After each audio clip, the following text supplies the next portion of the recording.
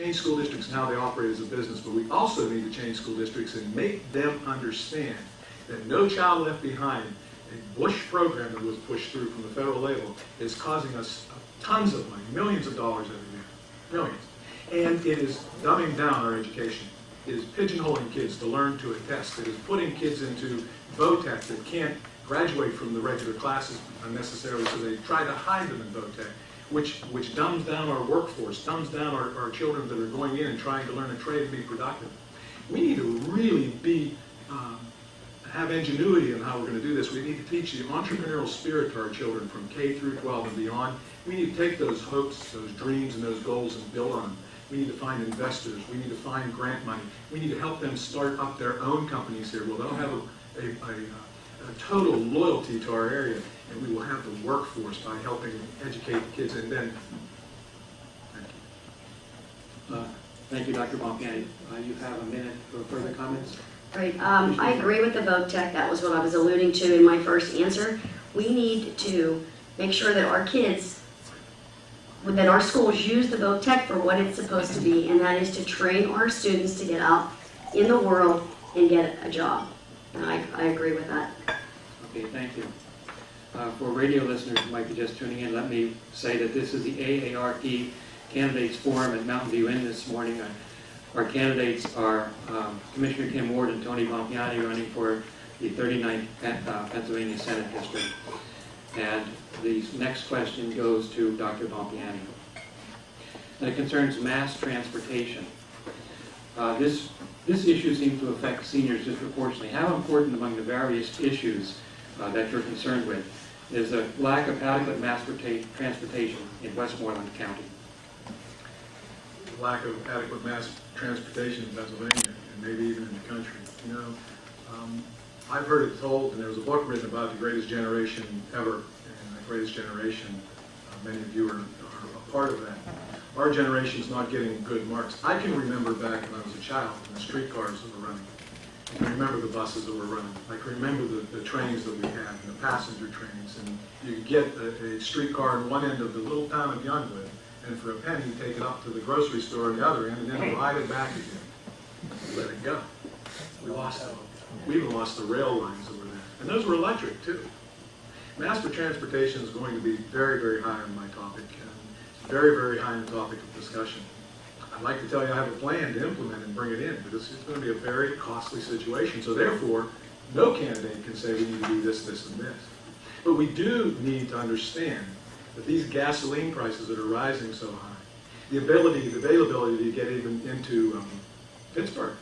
I mean, when they're fixing the Parkway, you can't even get in there for an hour and a half, 2 hours. We need to look. If we had mass transportation, you could pick up a streetcar and go, or pick up a subway and go. We don't have any of that. So it has to be a top priority for every one of us. We have to look at this to make the quality of life better, not only for our senior citizens, but our young families that have children to ride the rails and to be able to go to different areas of our Commonwealth. Thank you, Dr. Bompiani. Commissioner Ward.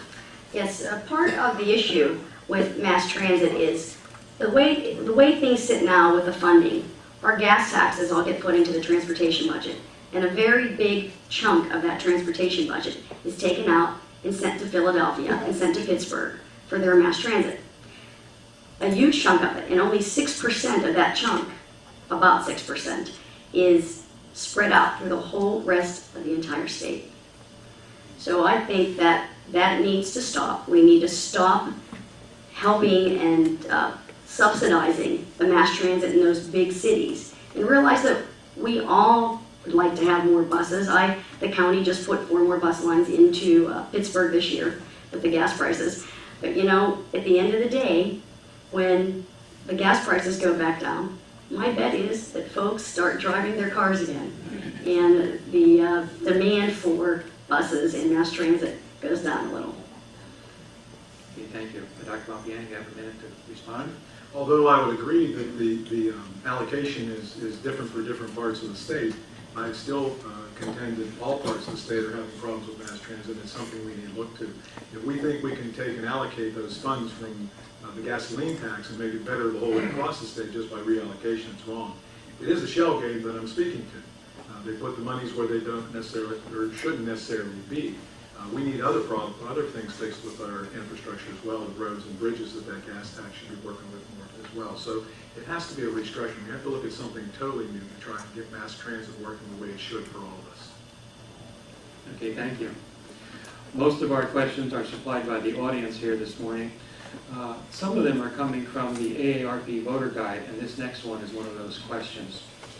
The AARP voter guide notes that over 700,000 Pennsylvanians are without health insurance. So the question is, and this goes to Commissioner Ward first, in the face of escalating costs, how would you reform the state's health care system to make it available, affordable, and accessible for every Pennsylvanian? Well, there are a few things that we should be doing, definitely. We need competition with the insurance industry. Right now, with Highmark going out here in this area, just being able to take over monopoly, that very much hurts healthcare access because they can control the prices so well. We need tort reform. My husband is a physician, and we don't need physicians practicing medicine and ordering tests because they're fearful that they're going to get sued if something falls through the loops. I also think that it would be a great idea to expand the adult basic program. That is a program for low-income folks that don't have insurance. The problem with it now is when you sign up for it, you may have a 2-year wait. We need incentives for employers to also help pay for health care insurance. We need, health savings accounts. That's another really great idea. Just to explain them a little bit, you decide to take you put in a bigger deductible and you have a lower premium.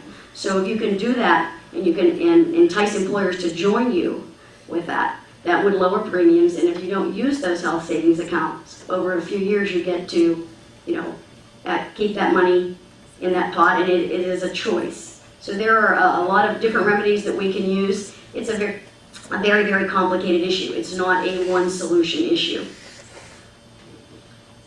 Thank you, Commissioner. Dr. Bompiani. This is a very perplexing and complex issue, but what's most perplexing to me is my opponent is saying that she will never vote to raise a tax in her tenure, and yet in May or June she voted for a proposal or proposition that said that they supported the ABC healthcare plan that is being proposed or was being proposed by Governor Rendell, which calls for a tax increase. I didn't see that in there. You voted for it. Oh, I saw the resolution. I read that. It didn't call for a tax increase. And you're taking my time, so. Okay. But in any event, also, her candidate for president is recommending for the first time ever a tax on your health insurance. This is perplexing to me. It's a complex issue that we need to attack, and I would agree with Commissioner Ward that we need to start competition. We're playing in the ball field of the insurance companies. They're not playing in our ball field. We lost health care, as we know, when we let the unions get broken and when we let industry leave. There's no competition because the insurance companies have no large companies to deal with. We are divided and we're conquered. And yes, running tests does cost a lot, and the insurance companies tell us when we can run the test, who we can run the test on. They manage the whole market. A lot of our tax increases from Hempfield over the years were because our premiums raised up to 47%. You know what? This is unconscionable to even think about this. We need to take healthcare back. We need not a socialized or a single-payer healthcare plan. We need to take the initiative to regionalize our state. Regionalize it so that we can then allow for us to be able to purchase our insurance after the insurance companies vie for the insurance coverage in that region. And we purchase it. That will drive costs down immediately. We also need to look at how they spend our money. Pharmaceuticals, 35% of their dollar that they make goes into advertising. 35% of every dollar. Do you like those commercials on TV? Do you like to see what they advertise? Are children watching that? I thought the doctors were the ones that knew about drugs. I didn't know they could teach us through the television. Thank you. Commissioner Ward, a minute.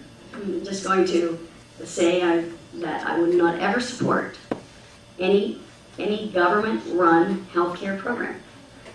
Government doesn't really do anything as well as the private sector, and I would never support anything like that. But I must agree on the little gifts. We just had a meeting with Highmark a couple of weeks ago, and they were so proud